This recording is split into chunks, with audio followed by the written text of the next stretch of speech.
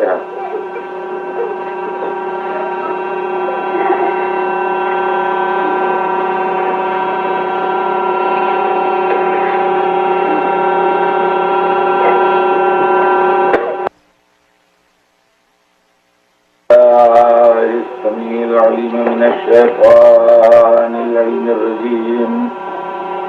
बिस्मिल्लाहिर्रहमानिर्रहीम।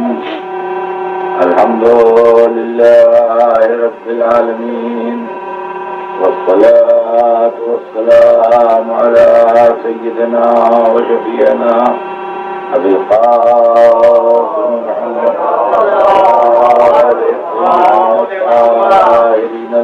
मासूमीन वलअनतुल्लाहि अला अदाइहिम अजमईन मिन यौमिना हाज़ा इला यौमिद्दीन।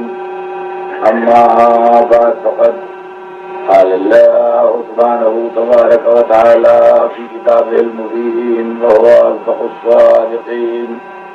इन्नमा युरीदुल्लाहु लियुज़हिबा अन्कुमुर रिज्सा अहलल बैत व युत्तहिरकुम तत्हीरा।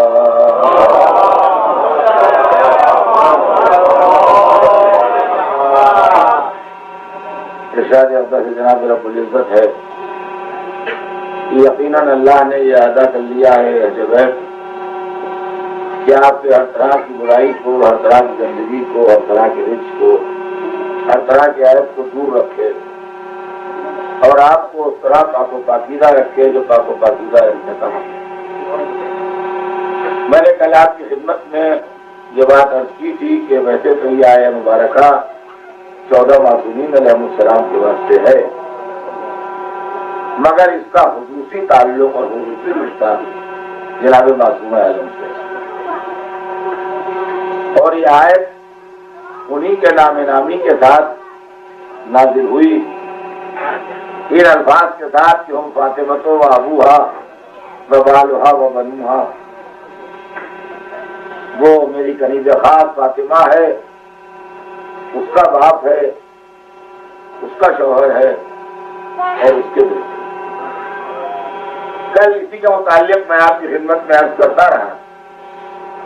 आज इसी बात को आगे बढ़ाते हुए यह अर्ज करूं कि मासूम आलम सुबह क़यामत तक की औरतों के वास्ते एक मुकम्मल नमूना है। जिस तरीके से अल्लाह ने अपने रसूल को इंसानों के वास्ते एक नमूना बना के भेजा, उसी तरीके से औरतों के लिए जिंदगी का अमली नमूना बना के रसूल की साहबजादी जनाब सैयदा को भेजा, ताकि अगर मर्दों को देखना हो नमूना जिंदगी और सीरत और किरदार का, तो वो आईना किरदार रसूल में देख लें, और अगर औरतों में देखना हो सीरत और किरदार का नमूना, तो वो आईना किरदार सैयदा में देख लें। ये दोनों हस्तियां अल्लाह की तरफ से नमूना बन के आई। इस्लाम में बड़े मर्तबे की खवातीन गुजरी हैं, साबित में भी जनाब सारा, जनाब हाजरा, जनाब कुलसूम हजरत मूसा की बहन, जनाब आसिया ज़ौजा फिरौन, जनाब मरियम जिनके सर पर इस्मत का ताज है, हुजूर सरवर कायनात की वालिदा गिरामी जनाब आमिना, मौला अली की वालिदा जनाब फातिमा बिन्त असद,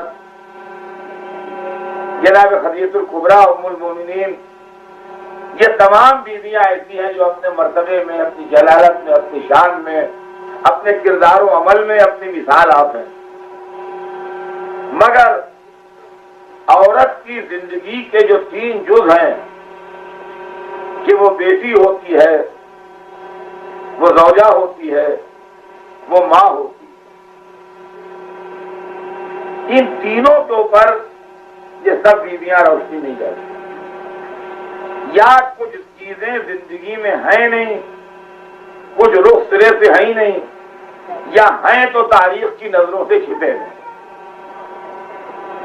यानी जनाबे मरियम की शादी नहीं हुई तो ज़ौजा की हैसियत से जिंदगी में रुख है ही नहीं, जनाब आसिया के यहाँ विलादत ही नहीं हुई तो माँ की हैसियत से जिंदगी में रुख है ही नहीं, या अगर हैं भी तो तारीख की नजरों से छिपे हुए हैं। जैसे जनाबे हाजरा या जनाबे सारा के लिए ढूंढ डालिए आप किताबें, मगर बेटी की हैसियत से उनका क्या किरदार है नहीं मिलेगा। तो तारीख की नजरों से पोशीदा है ये मंजर। सिर्फ मासूम आलम की हयात तय्यबा वो है जहां ये सारे मनाजिर बैक वक्त मौजूद हैं। बेटी की हैसियत से, ज़ौजा की हैसियत से, माँ की हैसियत से। देखिए औरत की जिंदगी क्या है, एक दो जुमलों में सुनिए। जिस घर में भी आती है, चाहे वो बादशाह का घर हो या फकीर का, आलिम का घर हो या जाहिल का, जिस घर में आती है बेटी बन के आती है। जिस घर में भी आई बेटी बन के आई। थोड़े दिनों उस घर में रहती है, उसके बाद उस घर से निकल के दूसरे घर में जाती है। दूसरे घर की दहलीज मांगती है वो ज़ौजा बन के। ये उसकी जिंदगी की तकमील है। उसी घर में उसकी जिंदगी क्लाइमेक्स पर जाती है, नुक्ता उरूज पर, जब वो माँ बन जाती है। ये इसकी जिंदगी के 3 मरहले हैं। वो बेटी होती है, वो ज़ौजा होती है, वो माँ होती है। और मैं एक छोटी सी मिसाल देता हूं, उससे बात याद रह जाती है। आपने अक्सर देखा होगा देहातों में, जिनको देहाती जिंदगी का कुछ तजुर्बा है थोड़ा सा, गेहूं जहां बोया जाता है वहीं पैदा होता है, मगर धान जिससे चावल निकलता है ये जहां बोया जाता है वहां नहीं पैदा होता है। किसान उसको यहां पर बोता है और जब एक दिन पानी खूब बरसता है और खेतों में पानी भर जाता है तो वहां से उन पौधों को निकालता है और दूसरी जगह जाके लगाता है, और वहां जाके वो बड़े होते हो, मुकम्मल होते हो, वहां जाके तैयार होते हैं। इसका ट्रांसप्लांटेशन होता है, यहाँ से वहां लगाए जाते हैं। अरीदान गिरामी मर्द गेहूं के पौधे की तरह है, जिस घर में पैदा होता है उसी घर में मुकम्मल होता है। औरत धान का पौधा है, इस घर में पैदा होती है उस घर में मुकम्मल होती है।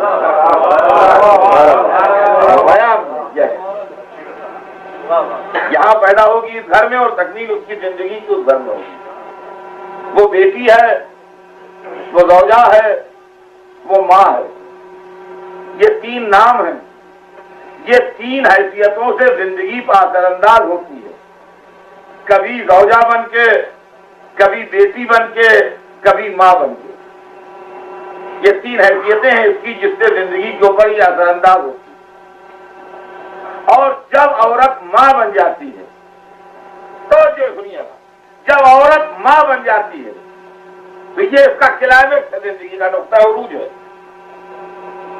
जब औरत माँ बन जाती है तो मजहर सिफात परवरदिगार बन जाती है, यानी उसमें अल्लाह की जात की सिफत की झलकियां नजर आने लगती हैं।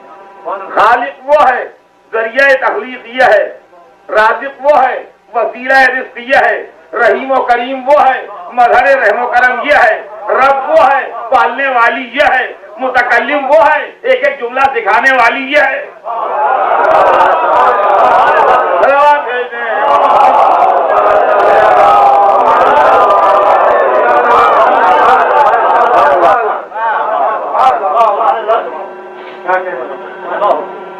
सबसे आखिर में नाराज होने वाली और सबसे पहले राजी हो जाने वाली।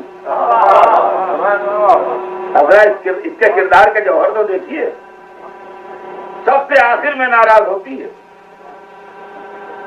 ये अच्छे लड़कों की बात नहीं है, निहायत खराब, निहायत बुरे, निहायत बदमाश, जिनसे कोई मिलना पसंद न करे, जिनसे कोई बात करना पसंद न करे, माँ उनको भी कलेजे से लगा रही है। महल्ले वालों ने कहा हमारे दरवाजे पर न खड़े हों, अजीजों ने कहा हमारे घर में ना आए, सगे बहन भाइयों ने कह दिया हमसे कोई ताल्लुक नहीं है, हम उनके मामला से अलग हैं। इंतहा यह है कि बाप ने भी कह दिया कि मरदूद की सूरत नहीं देखना चाहता, सामने ना आए मेरे। मगर माँ उसके बाद भी उसको पैसे भी दे रही है, खाना भी खिला रही है और उसकी तरफ से तावीलें भी कर रही है। नहीं वो खराब नहीं है, उसको खुला बहकाए हुए है, वो लड़के की ज़रूरत में बिगड़ गया है, वो दिल का बुरा नहीं है, वो जरा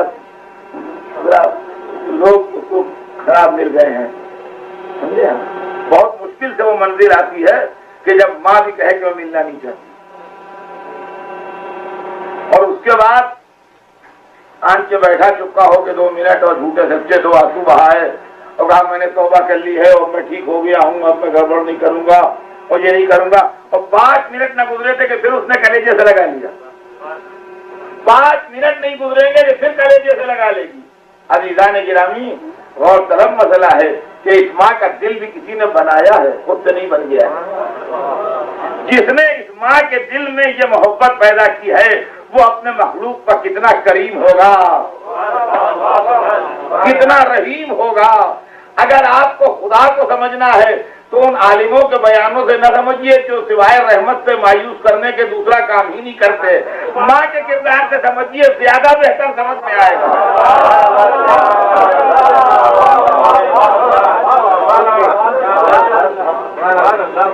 कि जब माँ इतनी रहीम है तो अल्लाह कितना रहीम है। जब माँ के दिल में ये शफकत है जो वसीला खिलकत है, तो जो असली खालिक है वो अपने मखलूक पर और अपने बंदों पर कितना रहीम और करीम और शफीक हो। तो ये माँ है। औरत जिंदगी में 3 हैसियतों से असरअंदाज हो। और बात अज़ीज़ान गिरामी, चाहे किसी को अच्छी लगे या बुरी लगे, अक्सर जगह हम पढ़ते हैं तो लोगों को बुरी लगती है, लेकिन ये कि असली बात ये है कि जिंदगी का कंट्रोल जो है वो मर्द के हाथ में नहीं है, औरत के हाथ में। अब ये कि मर्दों की महफिल में पढ़ना इतना आसान नहीं है। कोई फर्स्ट पोजीशन पर हो उससे कहिए तुम सेकंड पोजीशन पर जाओ, मरने में तैयार हो जाता है, कैसे जाएगा। मगर फैक्ट यही है,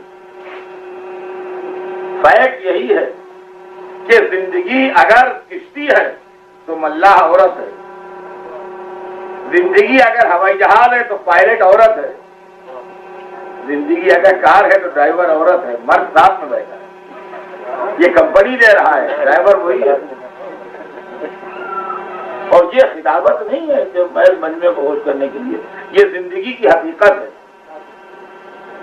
ये जिंदगी की हकीकत है। देखिए हमारी खिलकत में क्या अनासिर कार फरमा है और क्या अवामिल कार फरमा है। इंसान की मुख्तलिफ तारीफें हैं, डिफिनेशंस हैं। मंतकी कहते हैं कि हैवान नातिक है, और बोला कहते हैं कि आग पानी मिट्टी हवा से मिलकर बना है, और इससे बना है, उससे बना है, ये है वो है। अलग अलग मामलों में अलग अलग इसके मुतालिक बयान है, कुछ भी सही।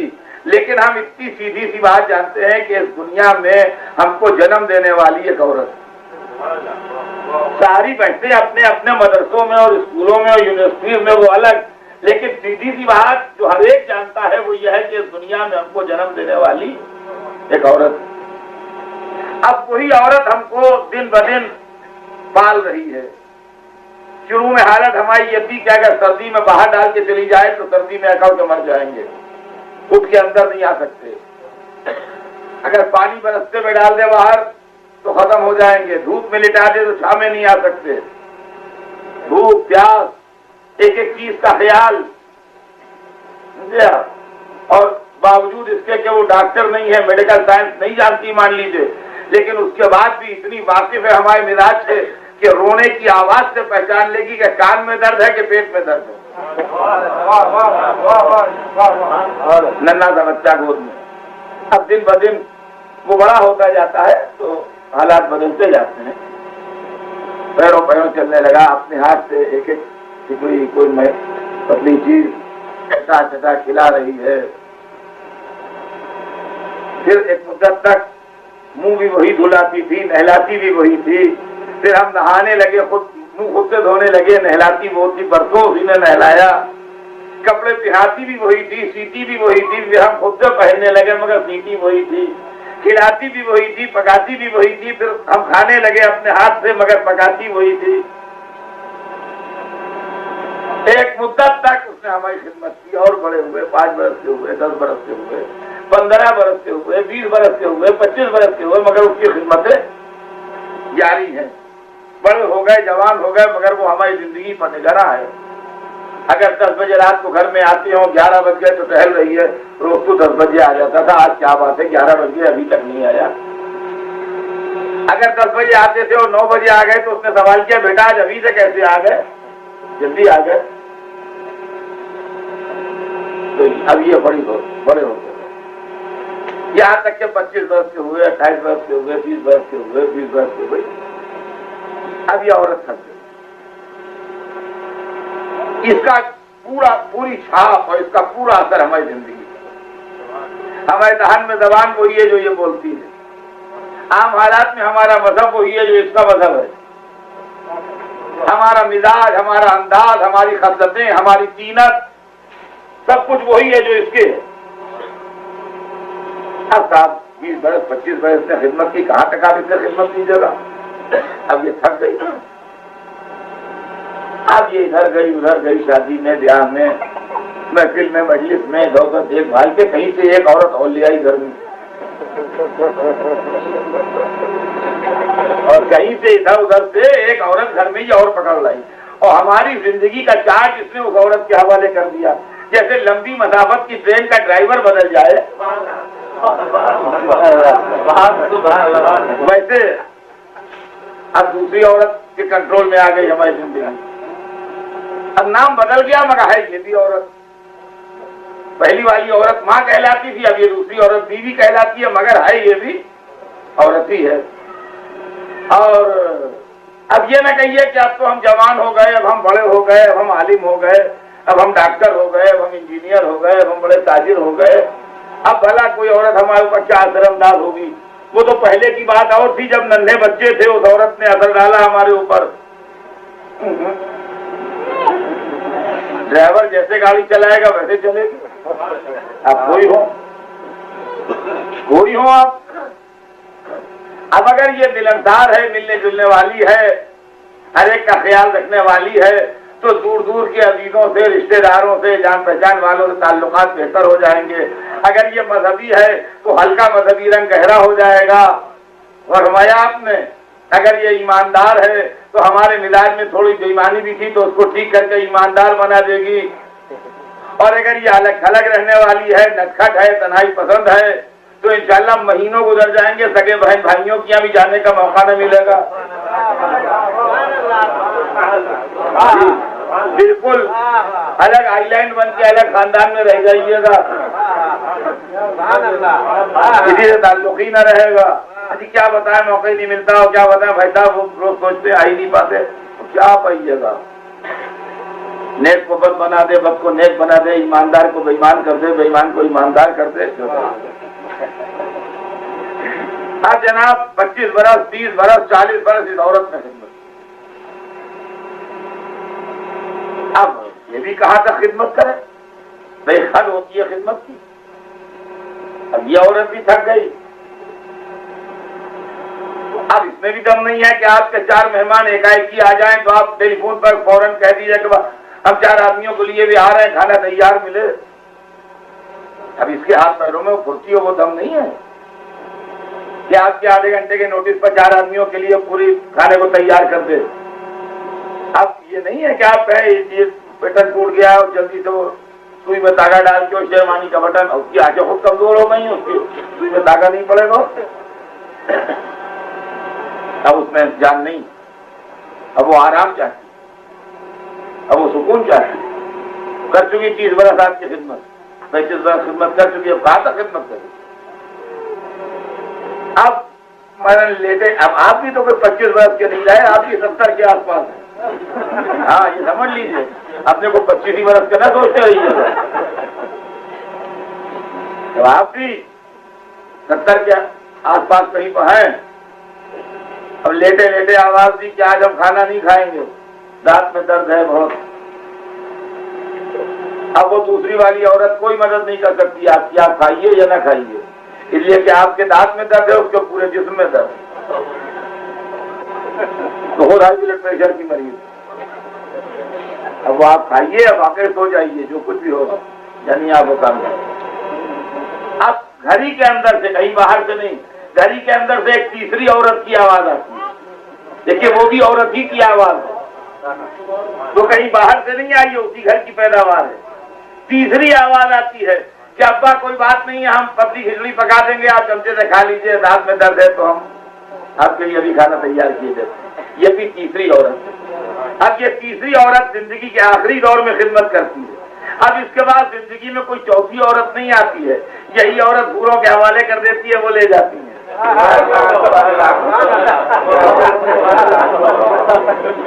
कोई चौथी औरत अब आने वाली नहीं है। अब इनके नाम बदल जाते हैं तीनों औरतें, हैं तीनों औरतें। तीसरी औरत आते आते हमारी जिंदगी कहानी खत्म हो जाती है, चौथी औरत की जरूरत नहीं पड़ती। हैं तीनों औरतें मगर नाम अलग अलग हैं। एक माँ कहलाती है, एक बीवी कहलाती है, एक बेटी कहलाती है। जिंदगी को रंग और शक्ल और रुख देने में इन तीन औरतों का बड़ा हाथ है। देखिए, एक आदमी, एक फैमिली अपने घर से यहाँ तक आई तो 4 आदमी, 5 आदमी, 3 आदमी, 6 आदमी, 6 आदमी गाड़ी में बैठ के आए, चले भी सब साथ और पहुंचे भी सब साथ। मगर ड्राइवर में और सब में एक फर्क रहा। तेज चलाएगा गाड़ी तो तेज चलेगी, स्लो चलाएगा स्लो चलेगी, दाहिने मोड़ेगा तो दाहिने मोड़ेगी, बाएं मोड़ेगा तो बाएं मोड़ेगी। बाकी लोग भी साथ तो हैं मगर उनका वो रोल नहीं है। भाई इसी तरीके से जिंदगी में जो औरत का रोल है वो इंसान की जिंदगी को रंगो शक्लें मखसूस देती है। इसीलिए कहते हैं कि जिंदगी का कंट्रोल उसके हाथ में है। अब देखिए, मैं जल्दी जल्दी दलीलें भी देता चलूं ताकि बात साबित हो जाए। ये 3 रूप हैं उसके। कभी माँ बन के कंट्रोल करती है, कभी जौजा बन के कंट्रोल करती है, कभी बेटी बन के कंट्रोल करती है। ये न सोचिए कि ये खिताबत है, बातें हैं, नहीं, दलीलें हैं और दलीलों की ताकत देखिएगा। औरत माँ बन के कंट्रोल करती है जिंदगी को, असरअंदाज होती है जिंदगी। इसके लिए देखिए कितनी जबरदस्त दलील है मेरे पास। इंतहा यह है कि जिस बेटे का बाप शेर खुदा हैदर कर्रार जैसा शख्स हो, उस पर भी माँ के असरात होते हैं। और अगर ये बात गलत है तो मौला अली अपने भाई जनाब अकील से क्यों ये कह रहे थे कि एक बहादुर घराना बताइए जहां मैं शादी करूं ताकि ऐसा बेटा पैदा हो जो मेरे बाद वसीला हो।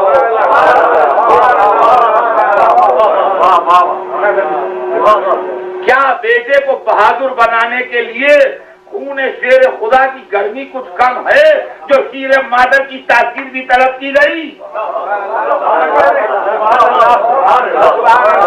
लेकिन मौला अली ने जो बात फरमाई थी 35 बरस के बाद हमने अपनी आंखों से उसका सबूत देख लिया कि अगर लाखों के नरगे से तन्हा फुरात का छीन लेना खून शेर खुदा की तासीर थी तो जवान का प्यासा निकाल आना तरबियत मादरी का असर था।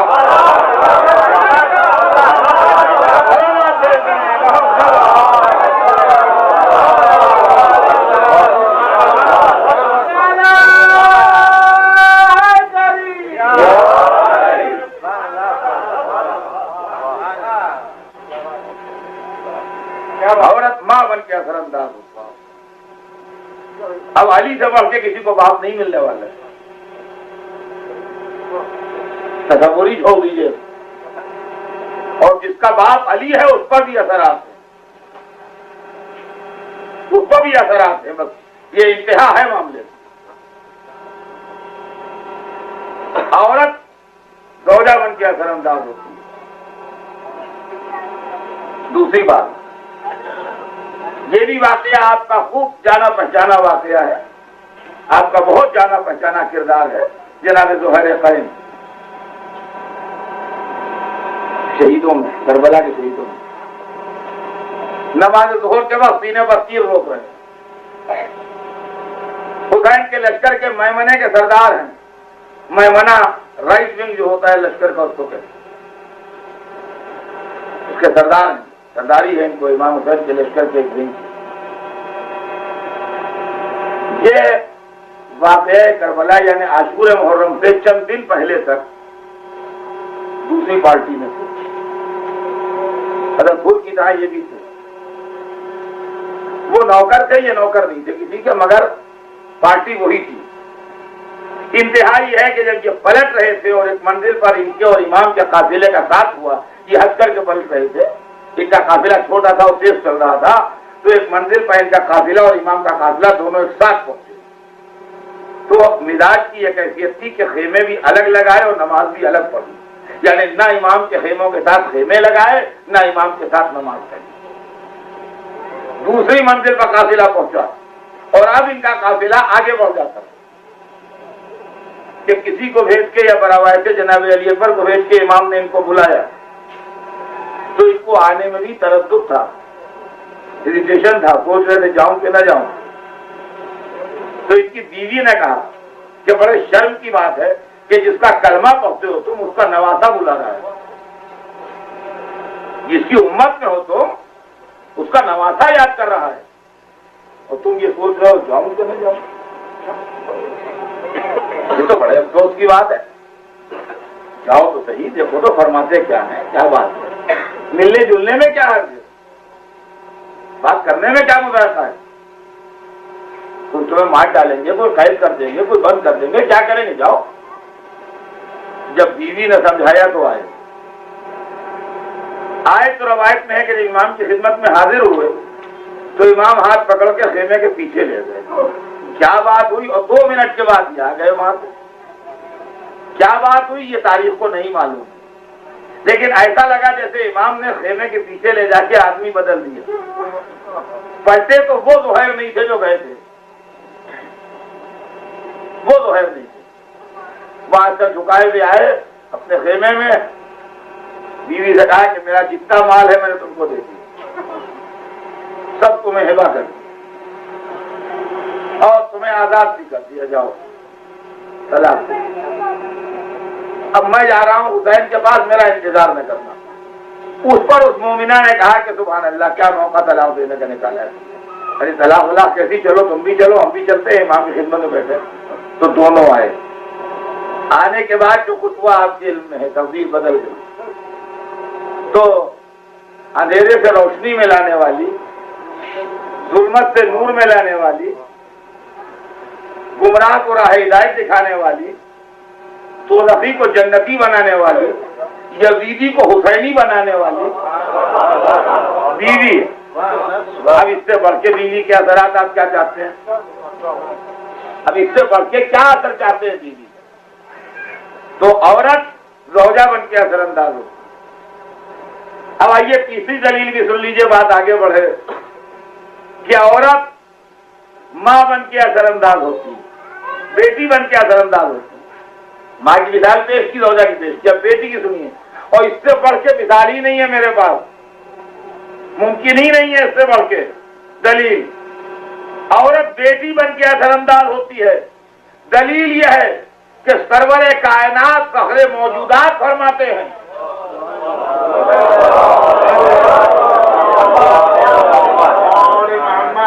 कि जब मैं उम्मत का सताया, जुल्म उम्मत से दिलखस्ता घर में वापस आता था तो फातिमा का चेहरा देख के मेरे अंदर जोशे तबलीग पैदा होता था। मैं कहूंगा या रसूलल्लाह, बेटी के चेहरे से जोशे तबलीग का क्या रिश्ता? मुमकिन है जवाब दें कि फातिमा के मासूम चेहरे में छिपी हुई नस्ले इमामत ज़बाने हाल से कहती थी, बाबा दीन पहुंचा जाइए, बचाना मेरा जिम्मा है। तो अज़ीज़ान गिरामी, औरत बेटी बन के असरअंदाज होती है, औरत ज़ौजा बन के असरअंदाज होती है, औरत मां बन के असरअंदाज होती है। फातिमा ज़हरा क़यामत तक की औरतों के वास्ते मुकम्मल नमूना हयात थी, लिहाजा इनकी हयात पाक में ये तीनों जो होना लाजिम थे, वरना मुकम्मल नमूना न होता। अल्लाह ने इसीलिए ये चाहा कि फातिमा ज़हरा की तीनों हैसियतें नुमायां हो जाएं, इसलिए किसा की महफिल सजी गई जिसमें फातिमा बुलाई गई और अल्लाह ने कहा, हूँ फातिमा तो वाबूहा व बालुहा व बनुहा।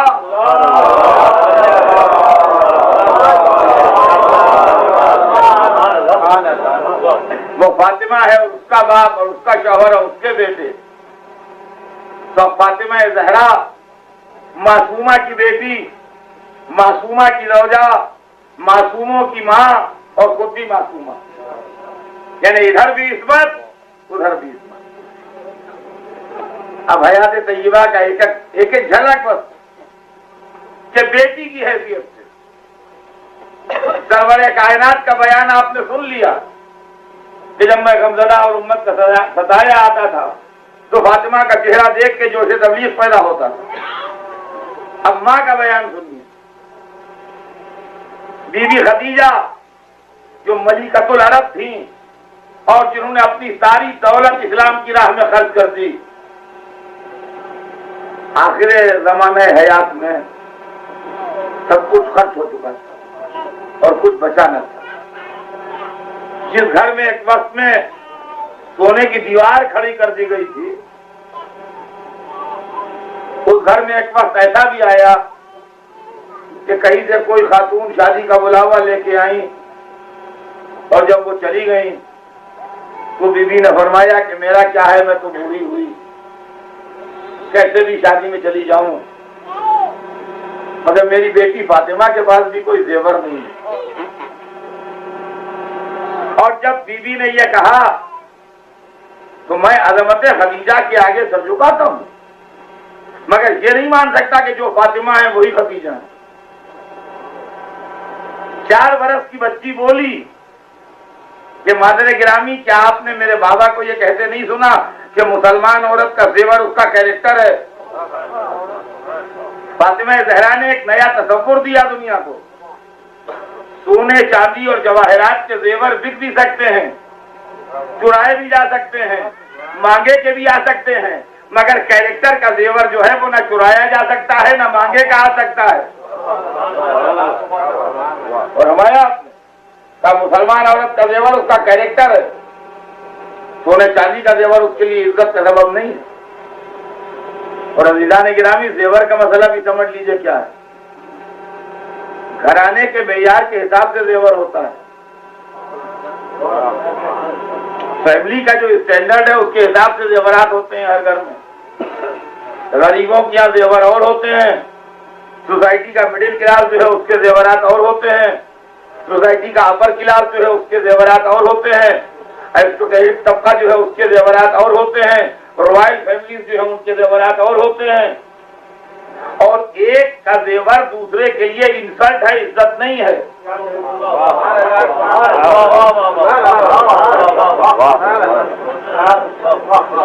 जो हमारे आपके घर की औरतें जेवर इस्तेमाल करती हैं और खुशी खुशी इस्तेमाल करती हैं, बरतानिया की रॉयल फैमिली नहीं पहनेगी, फेंक देगी, वो उनके लिए इंसल्ट है, तौहीन है। उनके जेवरात जो है वो म्यूजियम पीस है, उसके पीछे तारीख है, हर हीरे के पीछे एक डॉक्यूमेंट है। और हमारा वो ये जेवर नहीं इस्तेमाल करेंगी आपके घरों के। जैसा घराना होता है वैसा जेवर होता है। तो अब आप इंसाफ से बताइए, फातिमा के लिए कैसा जेवर हो। घराने का स्टैंडर्ड पहले समझ लीजिए। अगर कोई हाथ धो दे तो जवाहर बन जाए, अगर कोई कह दे तो मिट्टी सोना हो जाए, तो क्या अबू तुराब की मलका जमीन का उगला जवाहर पहन के फख्र करेगी? तो फातिमा ज़हरा के वास्ते जेवर भी वहीं से आएंगे।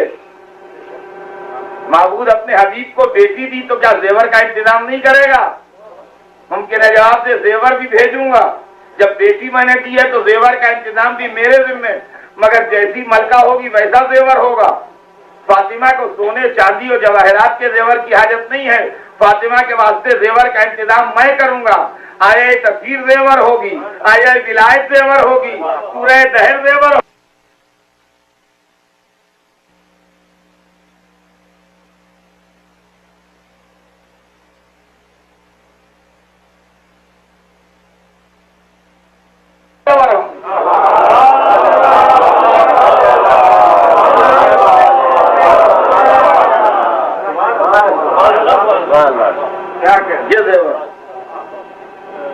मासूम आलम ने जो फरमाया, आप जब चाहे उसका तजुर्बा कर लीजिए कि मुसलमान औरत का जेवर उसका किरदार है। जेवर इज्जत का सबब हर वक्त नहीं है। मैं तो जिंदगी से समझता हूं हर मामले को, उसमें थोड़ी बोरियत भी कम होती है बाकी हो जाए। 20 बरस की एक लड़की को आप बेहतरीन जेवर पहनाइए, बेहतरीन जेवर, लाजवाब, कि जिस पर आंखें न ठहरती हूं, ऐसे जवाहरात और ऐसा उम्दा बना हुआ और सब उम्दा लिबास, कीमती जरदार बिल्कुल, और जेवर, और शादी में भिजवा दीजिए काम। उसके गिर्द भीड़ लग जाएगी, लड़की वाले समझेंगे लड़के वालों की तरफ से आई है, लड़के वाले समझेंगे लड़की वालों की तरफ से है। समझे हर एक देख रहा है कि ऐसे जेवर तो कभी देखे नहीं, नजरें नहीं ठहर रही हैं।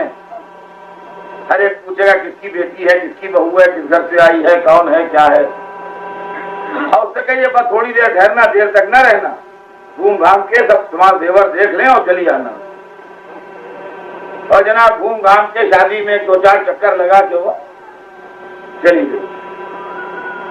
उसके बाद वो सारे जेवर और कपड़े एयर टाइट बक्स में बंद करके डेट डाल के रख दीजिए, और 50 बरस के बाद उस बक्स को भी खोलिए और उसी लड़की को भी बुलाइए।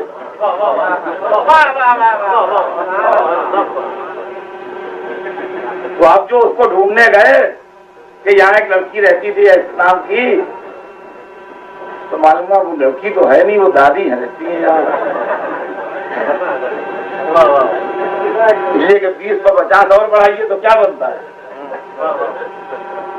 तो 70 वर्ष की लड़की तो होती है, 70 वर्ष की तो दादी होगी। अब वही जेवर भी पहनाइए और भी शादी में भेज दीजिए। ये तो अब भी लग जाएगी, मगर लड़कियां कहेंगी देखो बुढ़िया पागल हो गई, दुल्हन बन के आई, दांत टूटे हुए हैं, सर में सफेद बाल है, हाथों में झुर्रियां पड़ी, और देखो कैसे। तो अगर जेवर हर वक्त इज्जत का सबब होता,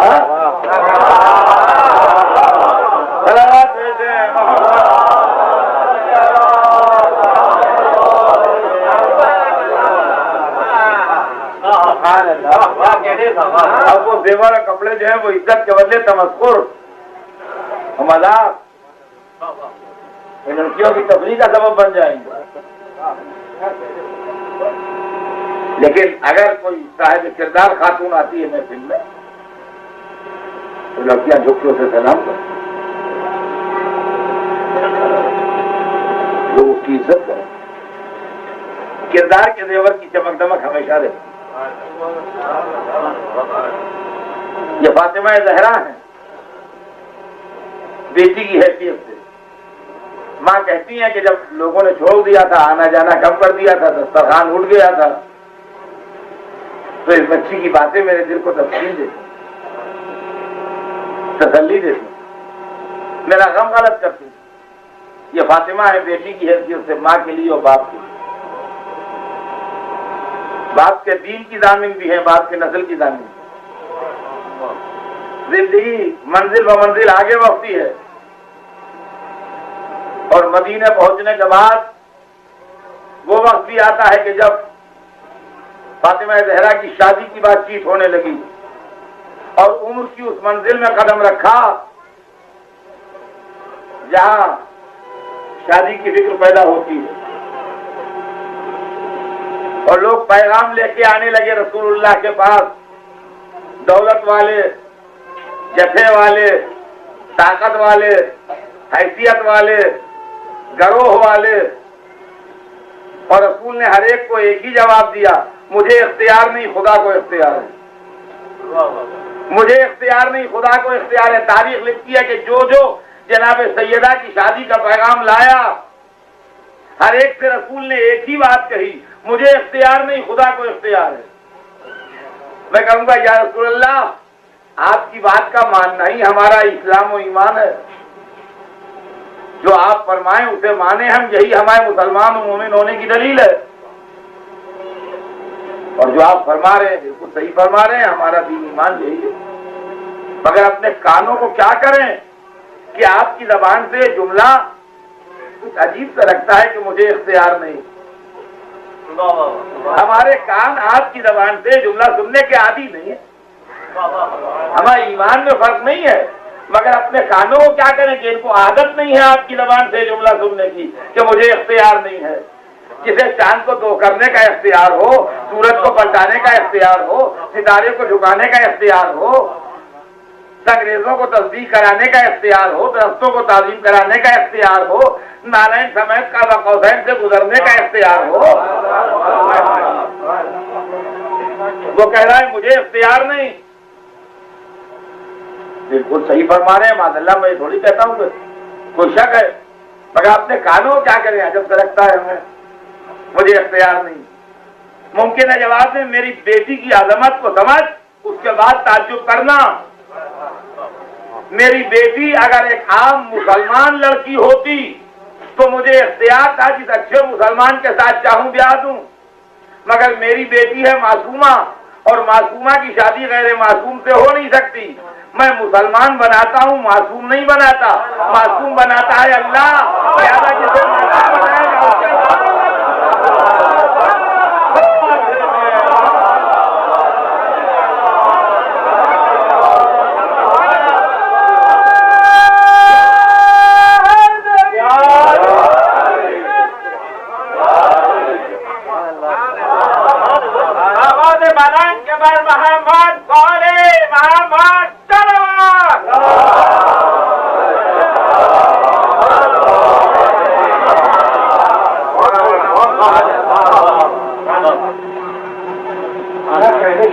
मुझे इख्तियार नहीं, खुदा को इख्तियार। लोग आते रहे एक ही जवाब, सबको एक ही जवाब, मुझे इख्तियार नहीं, खुदा को इख्तियार। मुझे इख्तियार नहीं, खुदा को इख्तियार। रवायत बताती है एक मंजिल वो भी आई जब अली चले, यही मकसद दिल में लेके। इधर अली चले अपने घर से, उधर जिब्राइल चले सिदरा से। अली को रसूल तक आने में कुछ टाइम लगेगा, जिब्राइल विदिन नो टाइम आते थे रसूल के पास। भाई अल्लाह का मैसेज आ रहा है रसूल के पास, टाइम बीच में थोड़ी गड़बड़ करेगा। वो हाजिर हुए कि अल्लाह तो फै दुरूद व सलाम के बाद इरशाद फरमाता है कि हमने अक़्द फातिमा अली के साथ पढ़ दिया। यानी जो रसूल ने कहा था उसका सबूत मिला कि मुझे इख्तियार नहीं, खुदा को इख्तियार है। जिब्राइल ने अर्ज किया, अल्लाह फरमाता है कि हमने अक़्द फातिमा अली के साथ पढ़ दिया, तुम भी दुनिया में उसकी नकल दिखा दो। तुम भी दुनिया में उसकी नकल दिखा दो, हमने पढ़ दिया। तो कहूँगा महबूद या आज हमें मालूम है कि तू आज भी पढ़ता है, कभी हमारी दुनिया में भी आगे पहुंचे तो मुमकिन है जवाब आए ऐसी शादी करो भी पहुंच दूंगा, यहाँ दौजा भी मासूमा हो, शौहर भी मासूम। हमने आज पढ़ दिया, तुम भी दिखा दो नकुल। तो अजीज़ान गिरामी ये ध्यान में रखिएगा, अली और फातिमा का एक आंख 2 दफा पढ़ा गया। अब तो एक ही था मगर पढ़ा 2 दफा गया। एक तो रसूल ने मस्जिद में पढ़ा और एक अल्लाह ने अर्श पर पढ़ा। तो मस्जिद में और भी मुसलमानों के अर्ज होते थे, रसूल पढ़ाते थे। आप अपनी बेटी का भी अर्ज पढ़ा दिया, उसके पहले भी अर्ज पढ़ाए होंगे, उसके बाद भी अर्ज पढ़ाए होंगे। मस्जिद में बराबर होते थे मुसलमानों के अर्ज। तो ये तो जैसे और अर्ज होते थे वैसे ये भी अर्ज हुआ। और अर्श पर न पहले किसी का अर्ज हुआ न बाद में हुआ। तो अब मुझे कहने दीजिए कि अली और फातिमा का एक अर्ज खास पढ़ा गया, एक अर्ज आम पढ़ा गया। अर्ज आम मस्जिद में पढ़ा गया, जैसे सब मुसलमानों के पढ़े गए वैसे अली और फातिमा का भी पढ़ा गया। और अर्ज खास अर्श पर पढ़ा गया, ना अव्वलीन में किसी का पढ़ा गया, ना आखिरीन में किसी का पढ़ा गया। तो दुनिया में हर एक का एक निकाह पढ़ा जाता है, अली और फातिमा के 2 निकाह पढ़े गए। तो 2 निकाह पढ़े गए तो नस्ल भी दोहरी चली।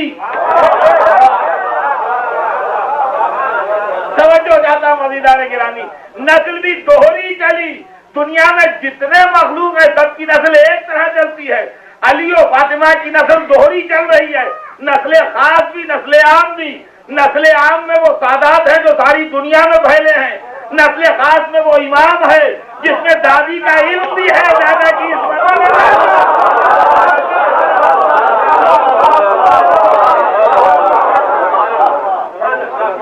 दादा दादी की सारी सिफतें आज तक उसी तरह बगैर जरा सी तब्दीली और कमी के। ये नस्ले खास है, ये अली और फातिमा की नस्ले खास है जिसमें अली और फातिमा के सारे सिफात आज तक उसी तरह महसूस। अली आ गए रसूल की खिदमत में, पान के सर झुका के बैठ गए। अब आज समझिए, आज मुश्किल पूछा, मुश्किल में फंसे।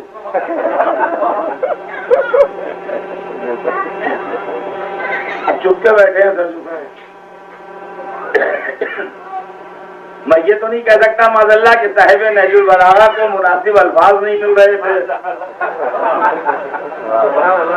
मगर बहरहाल मौका ऐसा था कि बोल नहीं पा रहे हैं, शर्माए सर झुकाए बैठे हैं रसूल के सामने। तो रसूल ने मुस्कुरा के देखा, कहा या अली जिस लिए आए हो मुझे मालूम। इनकी मुश्किल कुशाई उन्होंने की। कहा या अली जिस लिए आए हो मुझे मालूम है, तुम्हारा रिश्ता अल्लाह ने मंजूर कर दिया।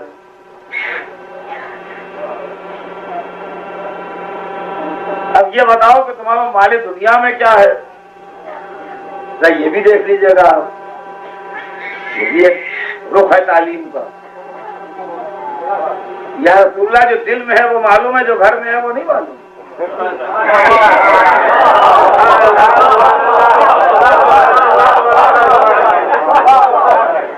अभी कहा कि जो तुम्हारे दिल में है मुझे मालूम। और दूसरे मिनट पूछते हैं बताओ माले दुनिया में क्या है। जब ये मालूम है तो वो भी मालूम होगा।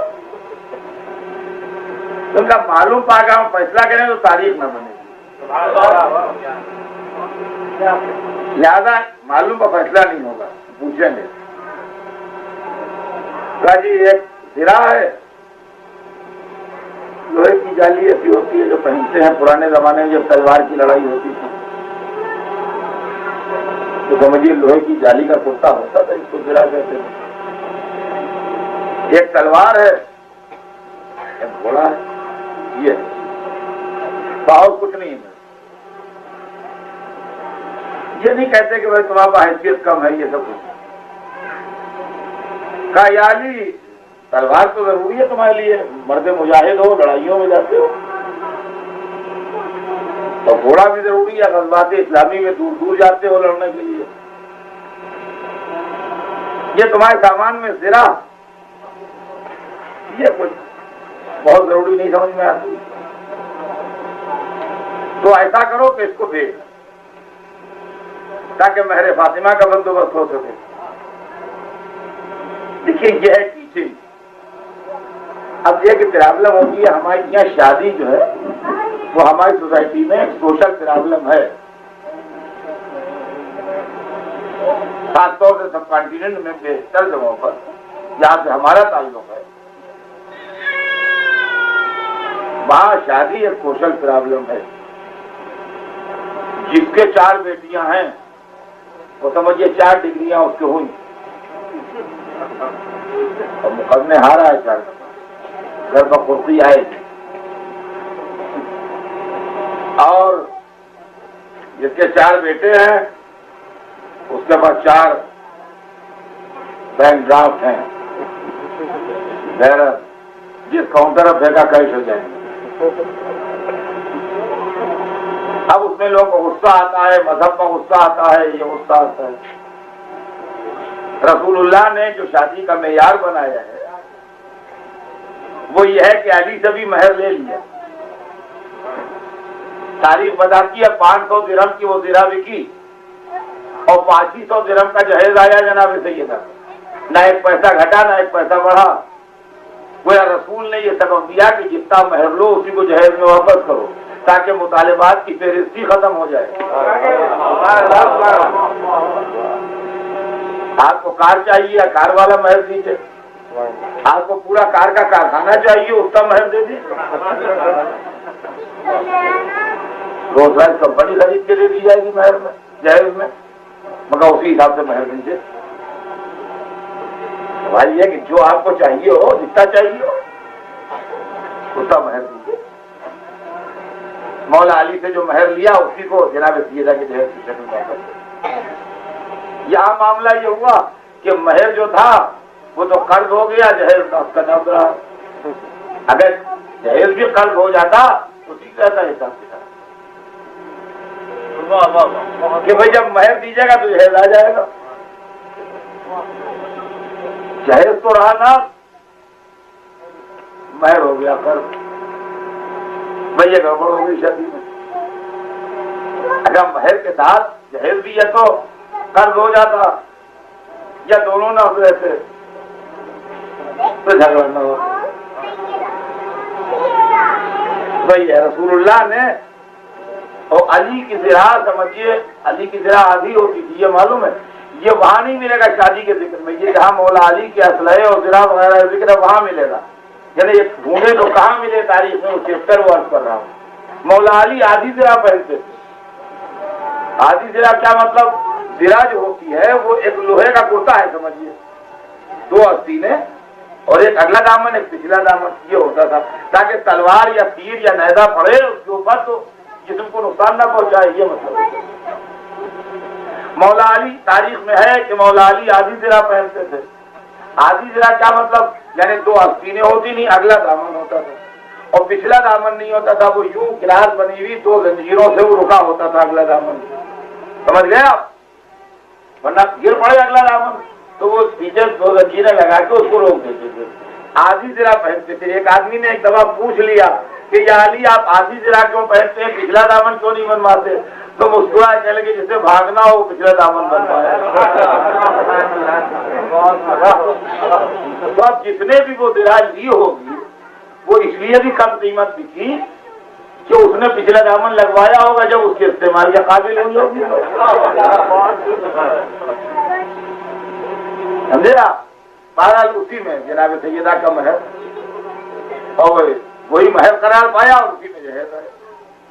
अज़ीज़ान गिरामी, आप उससे बेहतर जानते हैं दस्तूर यह है शादी का कि अल्लाह ने फैसला किया कि आपसे फातिमा अली के साथ हो। यह अल्लाह का फैसला है और ये सबको मालूम है कि अर्ज़ सैयदा के लिए लोगों ने अप्लाई किया था, तारीख में इसे इनकार नहीं, लेकिन फैसला अली के हक में हुआ। तो अब ये समझ लीजिए कि जितनों अप्लाई किया था वो सब चाहते थे कि उनके साथ फैसला अली फातिमा की शादी हो जाए और अली भी चाहते थे कि उनके साथ फातिमा की शादी हो जाए। लेकिन जो सब ने चाहा वो अल्लाह ने नहीं चाहा और जो अली ने चाहा वो अल्लाह ने चाहा।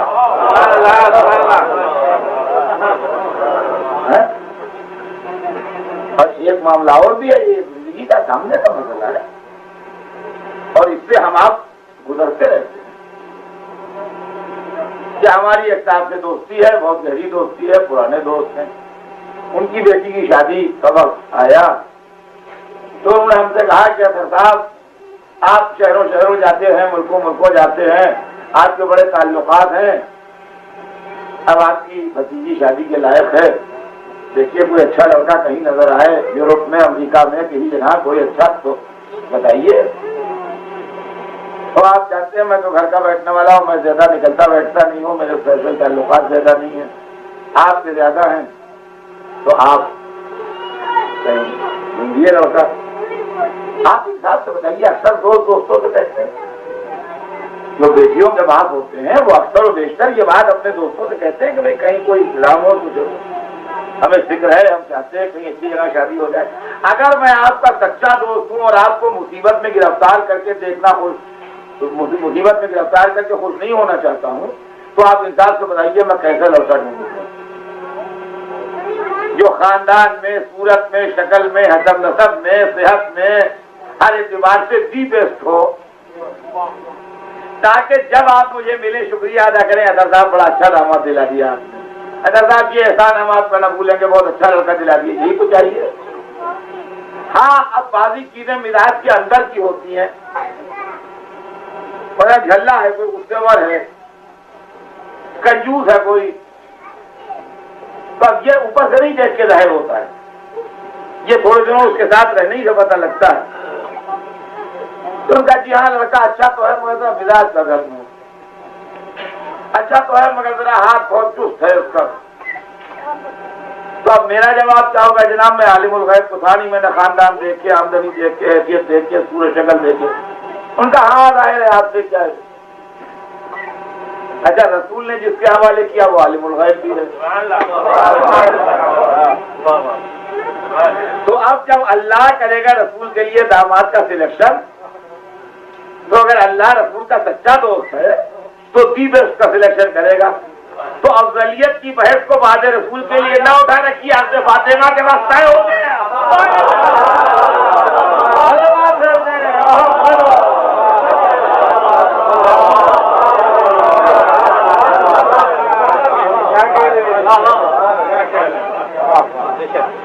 अब अफजलियत की बहस बाद रसूल के ना उठा रखी, अफजल कौन है उसी वक्त तय हो गया। अजीज़ान गिरामी, दस्तूर दुनिया यही है कि जिस माहौल में लड़की पलती है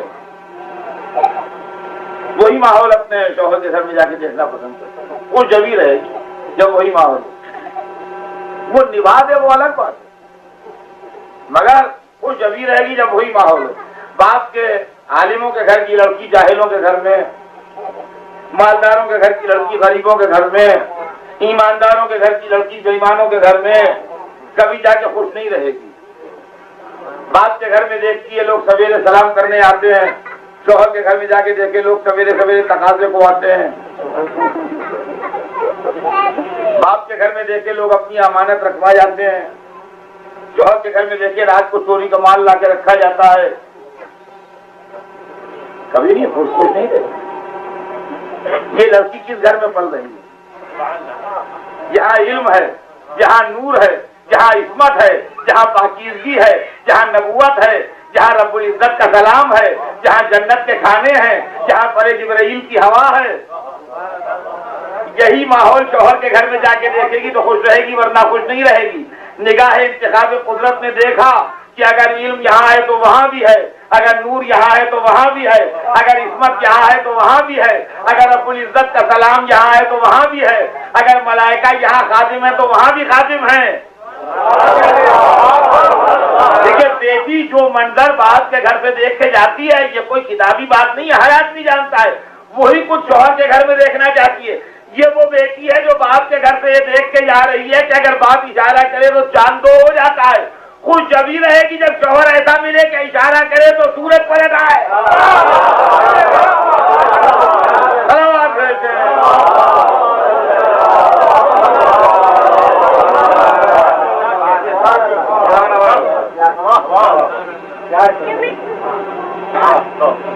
तो हुजूर ने जब मौला अली के साथ जनाब सैयदा का किया तो एक जुमला इरशाद फरमाया, और अल्लाह की बलागत कलाम रसूल, ये बात मुसलमानों में बिल्कुल तय है कि कुरान के बाद अगर कमाल बलागत और फसाहत के ऊपर कोई कलाम फायज है तो वो कलाम रसूल, वो कलाम रसूल है। तो एक जुमला इरशाद फरमाया, मगर उस जुमले में मानी और मतालिब का समंदर है। जब बेटी का आग अली के साथ किया तो कहा अगर अली ना होते तो मेरी बेटी फातिमा कोई कुफो नहीं था, आदम हो या उनके अलावा। यह है पूरी हदीस। अगर अली ना होते तो मेरी बेटी फातिमा का कोई कुफो नहीं था, आदम हो या उनके अलावा।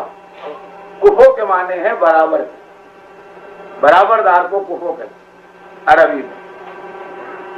ये दो उंगलियां एक दूसरे की कुफो नहीं है, इनमें एक छोटी उंगली है और एक बड़ी है। ये दो उंगलियां एक दूसरे की कुफो हैं, इसलिए कि ये दोनों बराबर हैं। अब वो फरमाते हैं अगर अली ना होते तो फातिमा का कोई कुफो नहीं था, आदम हो या उनके अलावा। अब आदम के अलावा में उसी स्टैंडर्ड के लोग देखे जाएंगे। ये समझ लीजिए, जब गुफ्तगू जिस रेफरेंस में हो रही होती है वही मेयार मेंटेन किया जाता है। कोई आदमी अगर ये कहे कि वहां पर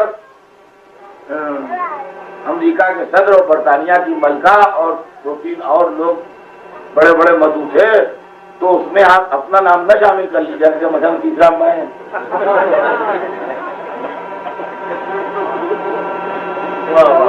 ना, ये काम नहीं होगा।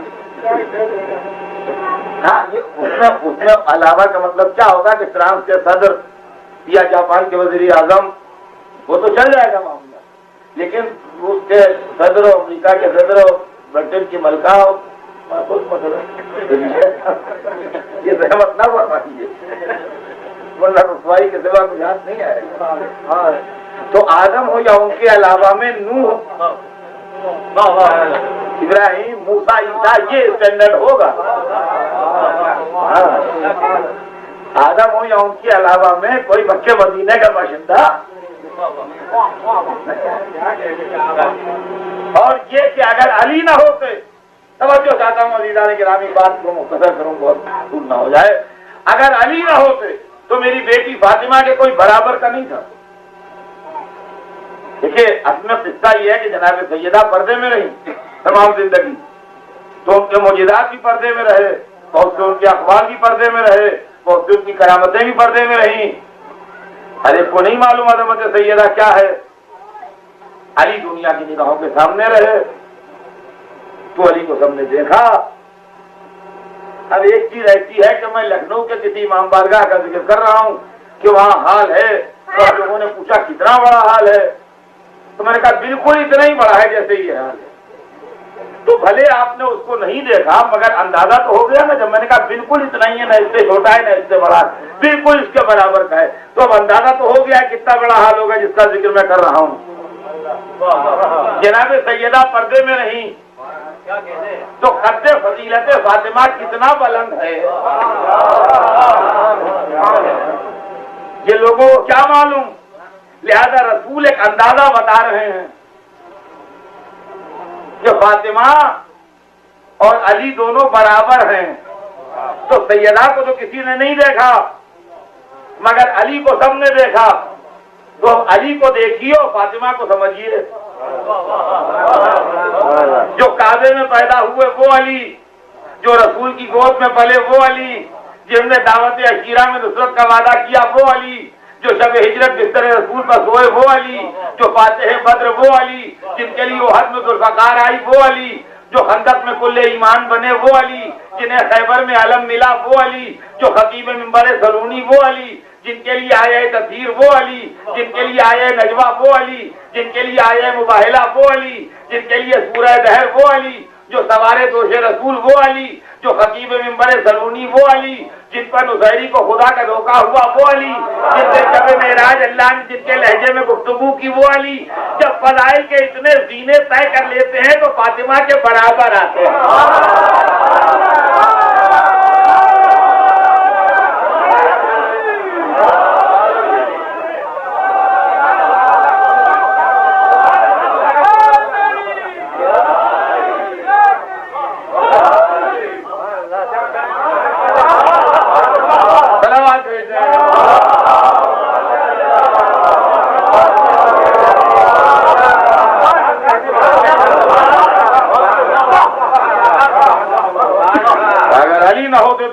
फातिमा को कुफर मोहम्मद वाले मोहम्मद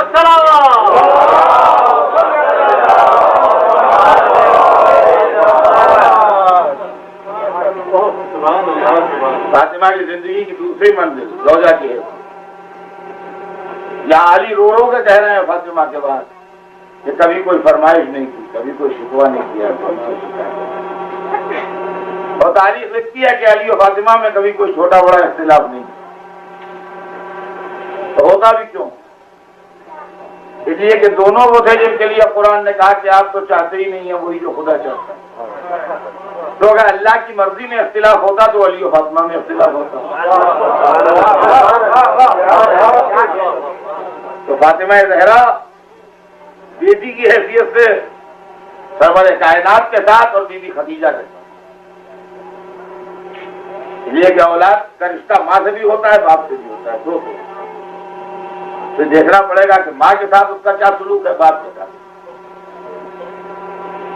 माँ के साथ ये सुलूक कि फरमाती है कि जैसा मैंने अभी अर्ज किया कि तस्कीन और तसल्ली देती नहीं मुझे, और बाप को इतनी मोहब्बत दी, इतनी मोहब्बत दी, इतनी मोहब्बत दी कि उम्मे अभी कि मेरी बेटी का बेटी मेरी माँ है।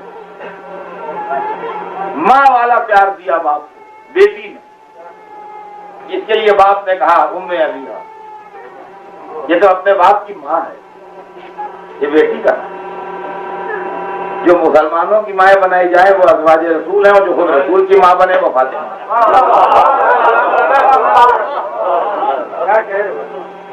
उम्मे अभी ये ज़ौजा की हैसियत से, बेटी की हैसियत, तो माँ की हैसियत से। अज़ीज़ान गिरामी, असल औरत की जिंदगी का जौहर जो है वो उस वक्त खुलता है जब उसकी गोद के पाले हुए बच्चे आते हैं मैदान अमल में। जब उसकी गोद के पाले बच्चे मैदान अमल में आते हैं, जब उसकी जिंदगी का असली जौहर जो है वो नुमाया होता। और इसीलिए मैं उन बीवियों की अजमत को सलाम करता हूँ जो मासूम आलम की ताज़गी में घरों में सही मगर अपनी गोद में जिन बच्चों को पालती हैं वो मुहब्बे अहले बैत बनते हैं। ये ना कहिए जब हमारी बुजुर्ग खवातीन जो घर की चार दीवारी में दुनिया से चली गईं, पैदा होके उनकी जिंदगी बेमकसद तमाम हुई। नहीं, वो जिंदगी बेमकसद नहीं है। ये सही बात है कि दरख्त में फल होते हैं, फूल होते हैं, डालियां होती हैं, टहनियां होती हैं, पत्ते होते हैं, और उसकी खुशनुमाई देख के दुनिया उसको अच्छा समझती है और देखती है। लेकिन असल जिंदगी वो जड़ें हैं जो जमीन से ग़िज़ा हासिल करके उन तक पहुंचाती हैं, और उनको कोई नहीं देखता है। वो जमीन के पर्दों में छिपी होती हैं मगर उसकी असल जिंदगी की जामिन वही होती है। यही किरदार उन बहनों का है कि जो खामोशी से घर के अंदर रह के भी इस शजरे ईमान को रोजी पहुंचा रही है। मां का एक किरदार कि जिसमें अपनी गोदियों में पाल के बच्चों को मजलिस में हाथ बना दिया, हुसैन हुसैन करना सिखाया उस वक्त जब जबान से एक जुमला अदा नहीं कर सकता था। और अज़ीज़ान गिरामी, न मुझे इस सब्जेक्ट को इस वक्त छेड़ना है और न चंद मिनट के अंदर इतना तवील सब्जेक्ट डिस्कस हो सकता है कि जो हालात अक्सर बेशतर जगह हमारी कौम के हैं, तालीम की कमी, गुर्बत, सब चीजें हैं जो हम फेस कर रहे हैं औरों के मुकाबले में हम कम। उसका लाजमी नतीजा ये निकलना चाहिएगा कि हमारे अंदर बेदीनी भी हो। इसलिए कि जो अक़वाम ऐसे हालात के शिकार हुई वो मजहब की तरफ से डिससेटिस्फाइड हो। कम्युनिज्म जब फैलने का राज भी गुर्बत, और हमारा जो दुनिया में लामज़हबियत की आलमी सतह पर तहरीक उठी वो उन मुल्कों को क्यों मुतासर न कर पाई जो मालदार है, और उन मुल्कों पर क्यों असरअंदाज हुई जो गरीब है। लेकिन इसके बावजूद जहां मजहब से बेदिनाई होना चाहिए वहां हमारी कौम में वो ऐब नहीं पैदा हुआ, और हमारे यहाँ मजहब से डिससेटिस्फाइड लोगों की परसेंटेज नहीं के बराबर, 0.1% भी नहीं निकले। यह क्रेडिट जाता है उन पाक गोदियों को जिनके अंदर बच्चे पल बढ़ के निकले। ये मुहर्रम है कि जो रोक लेता है मजहब के अंदर। ये कम्युनिज्म की लाल कमीज इसलिए नहीं आ पाती बदन पर कि मुहर्रम की काली कमीज पहनते हैं। ने ये मामला जो है ये है इसके ये मसला मैंने किया कि चंद मिनट के अंदर ये डिस्कस नहीं हो सकता है। ये तो कभी तफसीली सब्जेक्ट है कि जो कभी इत्मीनान से हमारे आपकी करनी है, इस वक्त नहीं। लेकिन महाराज ये माओ का असर है जिन्होंने अपनी पाक गोदियों में तरबियत किया। और अज़ीज़ान गिरामी, ये मैं अपनी तरफ से भी नहीं कह रहा हूं, हदीस में भी है, हदीस भी है, ये छठे इमाम की हदीस है।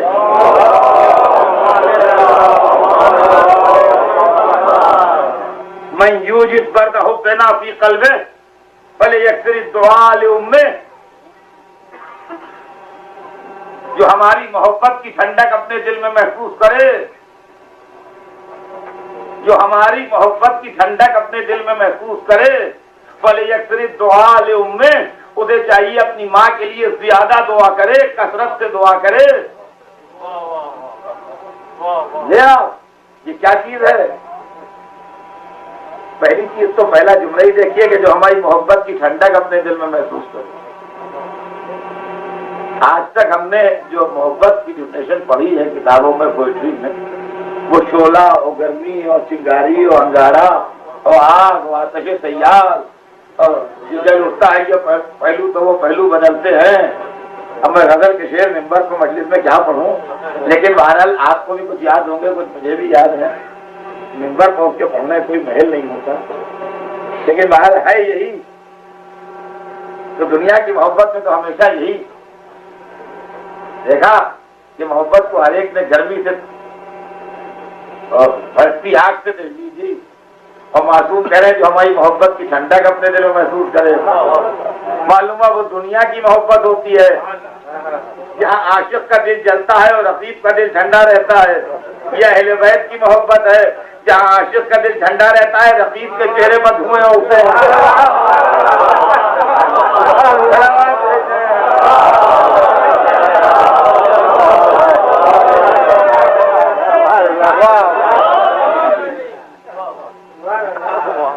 जो हमारी मोहब्बत की ठंडक अपने दिल में महसूस चाहिए अपनी माँ के लिए ज्यादा।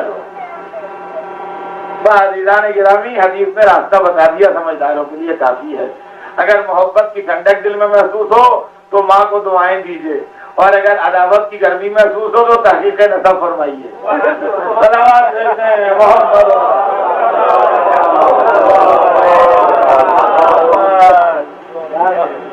ये माँ मुतासिर करती है।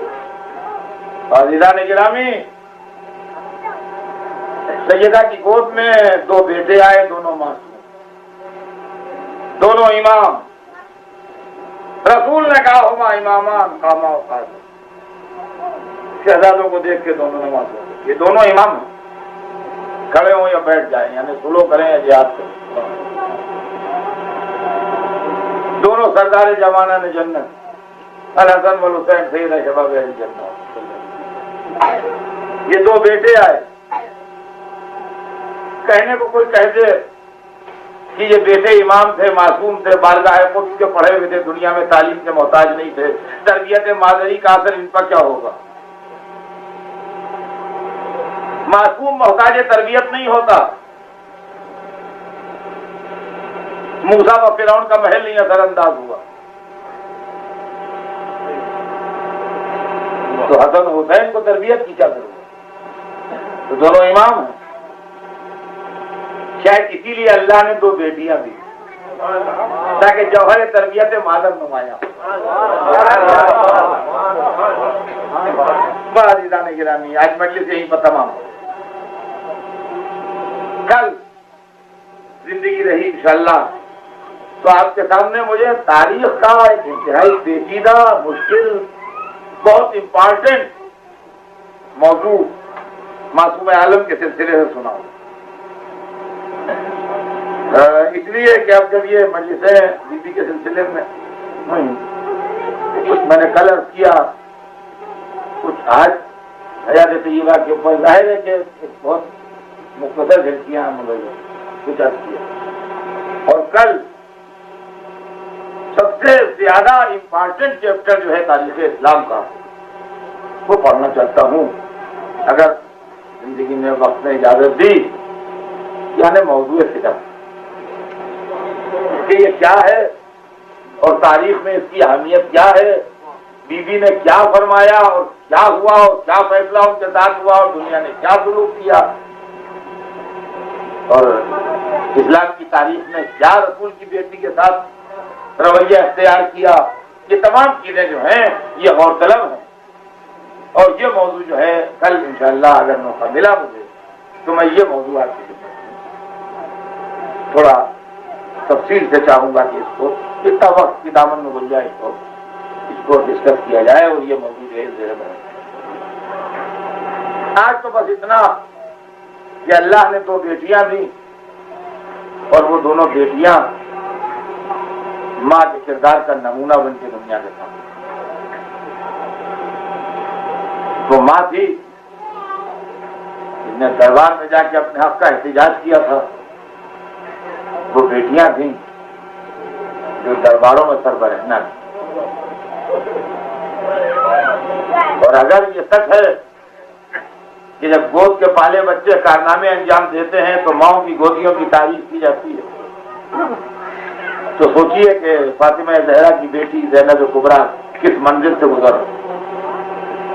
तारीख आलम व आदम गवाह है खुदा की कसम कि दुनिया में कोई खातून उस मंजिल से नहीं गुजरी जिससे ज़ैनब गुजरी।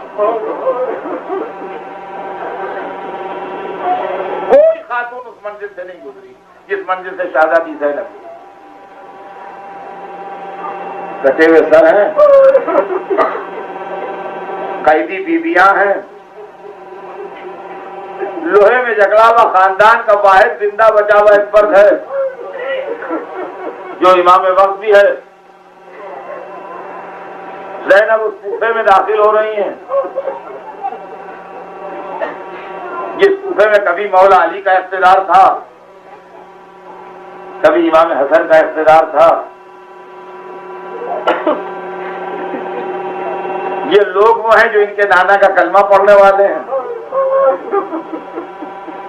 तारीख से पूछिए, इंसाफ से पूछिए, दुनिया की अजीम खवातीन की तारीखें लिखिए जो वाकयात तारीखों में हैं। मजहबी किताबें भी हैं, सियासी किताबें भी हैं। दुनिया में जिन औरतों ने बड़े बड़े कारनामे अंजाम दिए हैं जो वाकयात है, पूछिए कोई औरत इन हालात से गुजरी है। ज़ैनब दुश्मनों के शहर में दाखिल हो रही हैं, कूफा सजाया गया है। क्या दुनिया में कोई कैदी इस शान का गुजरा है कि इसने दुश्मनों के शहर में दाखिल होकर दुश्मनों को इस तरह डांटा है जिस तरह ज़ैनब ने डांटा? या अहल कूफा, या अहल रैब वल बिदा, या अहल मकर वल खदा, ऐ कूफियों, ऐ मक्कारों, ऐ धोखेबाजों, ऐ बिदअतियों, ऐ फरेबियों। कभी किसी शहर वालों को किसी कैदी ने इस तरह एड्रेस किया? तुम्हारी मिसाल उस औरत की है जो सूत बिने और टुकड़े टुकड़े कर दे। तुम्हारी मिसाल उस सब्जे की है जो ऐसी गंदगी पाओगा और जिसे कोई फायदा ना उठा सके। तुम्हारी मिसाल उस तीमोजर की है जो ऐसी गहराई में हो जिस तक कोई पहुंच ना। तुमने क्या किया?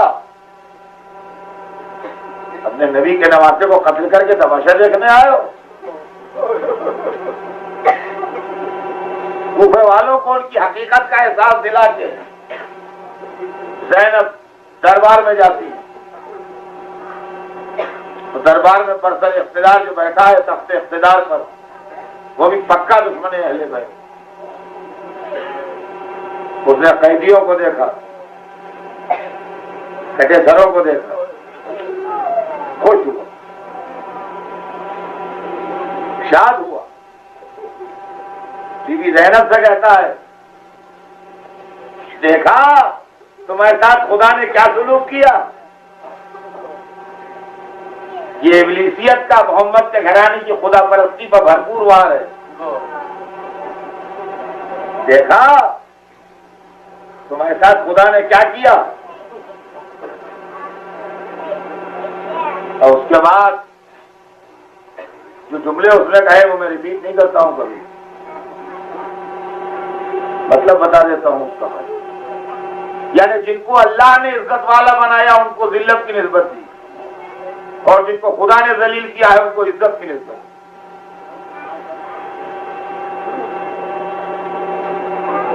एक दफा ज़ैनब ने सर उठाया। सोचिए दुनिया में जो अभी ये 2 दिन पहले ये 12वीं मुहर्रम का वाक़या है, जो 10वीं मुहर्रम को महशर करबला से गुजर चुकी है।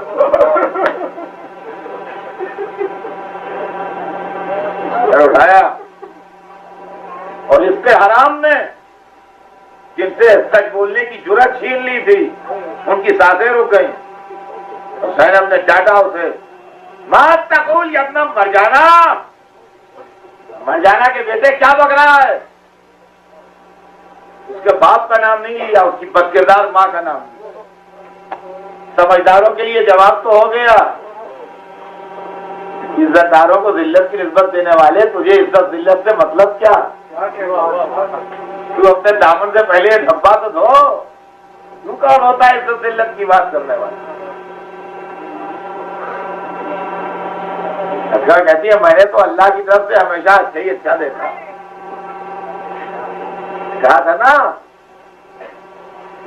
ना उसने कि देखा खुदा ने तुम्हारे साथ क्या किया। बाहर खाली गया शैतान।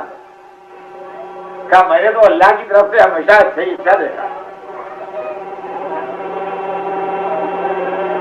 रह गई इज्जत जिल्लत की बात, तो मोहम्मद की नवासी ऐसे आलम में भी फलसफा सुना रही है, हिदायत कर रही है। का याद रख, जलील वो होता है जो बातिल पर हो, इज्जत वो पाता है जो हक पर। यही नहीं है कि एक जुमला कह दिया मैं, ना दलील है और गुजरती तारीख में तायीद की है। का याद रख, दलील वो होता है जो बातिल पर हो, इज्जत वो पाता है जो हक पर हो। और उसके बाद देखिएगा दुनिया की तारीख में ढूंढ डालिए, तारीख नबूवत और इमामत में ढूंढ डालिए, कहीं मिलता है कोई ऐसा जो ऐसे आलम में शुक्र कर रहा हो। कहते घरों के बीच में शुक्र, इब्न जियाद के दरबार में शुक्र। फिर अल्लाह ऐसे बंदों का ना होगा तो किसका होगा? फरमाती हो खुदा का शुक्र जिसने हमारे मोहम्मद को नबूवत और शहादत की इज्जतों से सरफराज। तू जिसे जिल्लत बना के पेश कर रहा है, ज़ैनब उसे इज्जत बना के पेश कर। और बदलती तारीख में ज़ैनब का साथ दिया। आज तक शहादत हुसैन वो इज्जत है जो इज्जत इस्लाम है। का उस खुदा का शुक्र जिसने हम आले मोहम्मद को नबूवत और शहादत की इज्जतें। ये ज़ैनब थी इब्न जियाद के दरबार में। बस बात तमाम है अजीजों। जब यजीद के दरबार में है, वो गवर्नर का दरबार था, ये बादशाह का दरबार। यजीद बादशाह था, इब्न जियाद गवर्नर। शिब्र ने गलत बयान दिया। देखिए एक बात हमेशा ज़हन में रखिएगा कि बीबी सैयदा हो या बीबी ज़ैनब हो या मुक़द्दरात इस्मत और तहारत में कोई हो या चौथे इमाम हो या और कोई इमाम हो, ये मजलूम बहुत बड़े थे दुनिया में, इनसे बढ़ के मजलूम नहीं, मगर मजबूर एक सेकंड के लिए नहीं। देखिए मजलूम के माने और है, मजबूर के माने और है। मजलूम थे ये लोग मगर मजबूर नहीं थे। ज़ैनब एक सेकंड के लिए मजबूर नहीं थी, मजलूमा थी बेशक। बंदे हाथों से मौर्य का कलम बदल दिया। शिब्र लईन बयान दे रहा है और गलत बयान दे रहा है। हुसैन और उनके साथियों की बहादुरी के लिए पहला ऑफिशियल स्टेटमेंट है जो यजीद के दरबार में हो रहा है। किसी को मौर्रिख लिखेगा, यही कल की मोतबर तारीख बनेगा। ज़ैनब ने डाटा सकरत का सवाकिल अय्युहल कज़्ज़ाब, मातम करने वालियां तेरे मातम में बैठे हो झूठे। इन्ना सैफाखिल हुसैन लम यतरुक फिल कूफा बैतन इल्ला वफ़ी बाकिन व बाकिया व नाइम व नाया। मेरे भाई हुसैन की तलवार में कूफे में कोई घर ऐसा नहीं छोड़ा जहाँ रोने वाले और रोने वालियां, नोहा करने वाले और नोहा करने वालियां ना हो। दरबार में शोर उठा, सही बयान दे। और अपने छल्ला के कहा सही तो यह है कि ऐसों से लड़के आ रहे हैं कि जिनको परवाह नहीं थी वो मौत पर जा पहुंचते हैं या मौत उनका पहुंची। सही तो यह है कि ऐसों से लड़के आ रहे हैं जिनने सिरों पर दिल पहन लिए। यजीद की इंसल्ट हुई, उसका सरदार भरे दरबार में डांटा गया, उसकी मर्जी के खिलाफ स्टेटमेंट बदला गया, उसके दरबार में उसके दुश्मन की तारीफ हुई। बुलंद के उसने शिव को सामने से हटाया, तू हट जा, तू हट जा, और खुद मुखातिब हुआ ज़ैनब से, अच्छा मेरी बात का जवाब दो। शिव को हटा दिया और कहता है मलून बीबी से कि मेरी बात का जवाब दो। इस मैं में बड़ा गुरूर है, इसमें अपनी शख्सियत को कुछ समझ रहा है, ये मेरी बात का जवाब दो। और उसके बाद कहता है यही वो हुकूमत थी जिसके लिए तुम्हारे भाई ने मुझसे झगड़ा किया, मगर खुदा ने हुकूमत मुझे दी। देखिए मुनाजरे में कल नहीं होती है जवाब में, अभी अभी चाहिए, ये समझ लीजिए। आज तो यजीद का जवाब एक बच्चा भी दे देगा, लेकिन जवाब उसी वक्त चाहिए है जब हुसैन का सर सामने रखा है और यजीद बादशाह बना बैठा है। खुदा ने हुकूमत मुझे दी, मेरी बात का जवाब दो। जरा मुड़ी उसकी तरफ, पहले उसकी मैं का जवाब दिया। जो चूल्हे में गुरूर है ना, मेरी बात का जवाब दो, मैं कोई चीज हूं जो मेरी बात का जवाब दो। फरमाया सुनो आजाद करता गुलामों की औलाद। दुनिया में है कोई तारीफ ऐसा जो इस तरह से बात करे? सुनो आजाद करता गुलामों की औलाद, और ये ना समझ लेना कि मेरी जैसी खातून तुझे जवाब के लायक समझती। इस शुबे में न मुब्तला हो जाना कि मैं तुझे इस लायक समझती हूं कि तेरी बात का जवाब दिया जाए। मेरी जैसी अजीमुल मर्तबत खवातीन तेरे जैसों की बातों का जवाब नहीं देती। ये वक्त की बात है जो मुझे जवाब देना पड़ रहा, मतलब मैं तुझे इस लायक नहीं समझती कि तेरे जैसों की बात का जवाब दिया जाए। तू झूठ कह रहा है, मेरे भाई ने कभी तमन्ना है हुकूमत न की। और उसके बाद खुदा की कसम जो जुमला फरमा दिया शहजादी ने, एक ऐसी रोशनी है जिससे माजी भी रोशन हुआ, मुस्तकबिल भी रोशन हुआ। जो लईन ने कहा था खुदा ने हुकूमत मुझे दी, अजब जुमला इरशाद फरमाती है। और ये तू जो कह रहा है तो खुदा ने तुझे हुकूमत दी, तो यजीद तुझे धोखा है। तू जिसे हुकूमत समझ रहा है वो हुकूमत नहीं है बल्कि मोहलत है। अजीज़ान गिरामी इस जुमले की बलागत पर गौर कीजिए। फरमाती है तू जिसे हुकूमत समझ रहा है वो हुकूमत नहीं है बल्कि मोहलत है। ये ज़ैनब ने माजी भी रोशन किया, मुस्तकबिल भी रोशन किया। यानी नमरूद और फिरौन और हामान और शद्दाद और दुश्मनान खुदा को उधर माजी में जो कुछ मिला वो हुकूमत न थी, मोहलत थी। क़यामत तक जालिमों को जो मिलता जाए वो हुकूमत नहीं है बल्कि मोहलत है। एक ऐसी रोशनी है जिससे इधर भी रोशनी गई, इधर भी रोशनी गई। यजीद को मोहलत मिली थी जो 3 बरस में खत्म हो गई, हुसैन को हुकूमत मिली है जो आज तक है। भाई ये ज़ैनब थी जो साल भर कैद रही, और साल भर कैद रह के आजादी इन्होंने जीती और कैद खाने की दीवारें टूटी और ज़ैनब आजाद हुई। बस अजीजों मजलिस तमाम हुई। आजाद होने के बाद पहली तमन्ना जो थी वो यही कि मैं अभी अपने भाई पर रोई नहीं,